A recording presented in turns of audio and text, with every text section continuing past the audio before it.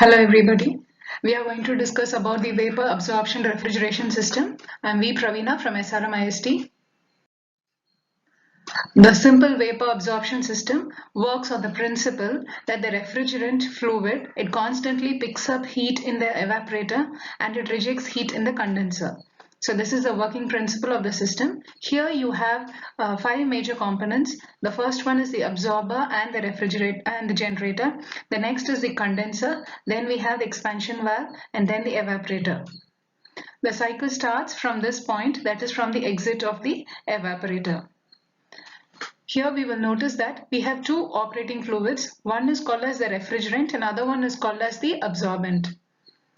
Here we have taken an example of ammonia water vapor absorption system, where ammonia is the refrigerant, that is which is flowing in this circuit, and the absorbent is water, which is present here in the absorber. As the ammonia exits from the evaporator at point 2, we would notice that it is in vapor state, and here inside this absorber, water is available. So as this vapor gets inside the absorber unit, you notice that the ammonia vapor is widely absorbed by the water available. The reason is the absorptivity is high at low pressures and temperatures compared to high pressure and temperature. So once this is absorbed, this strong solution of ammonia and water is being pumped using this pump to the generator. The generator is heated by an external device, and here we notice that there is a separation of the ammonia vapor from water. Because as already said, the absorptivity is less, that is solubility of ammonia vapor in water is less at high pressures and temperatures. The ammonia vapor enters the condenser where it is condensed and then it passes to the expansion valve where expansion at constant enthalpy occurs, and again it enters the evaporator. Here it picks up the heat of the system, gets converted into vapor, and the cycle starts, that cycle repeats. Here the water vapor that has been absorbed is being rejected back to the absorber as a weak solution. This also contains some amount of ammonia along with it. So this gives a description of whatever has been discussed with the circuit. We will notice that the efficiency of the vapor absorption system is not that good, and the pumping effect of the system is also low. Hence, as an effect,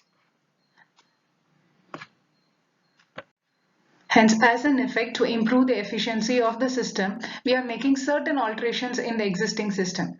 You can look at this practical vapor absorption system. Here we have three additional devices. One is a heat exchanger, the other one is the analyzer, and the third is a rectifier. Here we notice that a heat exchanger is placed between two units, that is the absorber and the generator. The strong solution that is pumped from the absorber to the generator is at high temperature, whereas the one that is rejected from the generator to the absorber has to be at low temperature. So there occurs a heat exchange between these two fluids. The second unit, called as an analyzer, they are a bundle of tubes which are placed above the generator. This helps to filter the water vapor that is entering the condenser. If at all these water vapor were allowed to enter the condenser, they get condensed and there are chances of those water particles to get freezed in the expansion valve, and this will lead to clogging of the pipes. So hence we are using an analyzer here.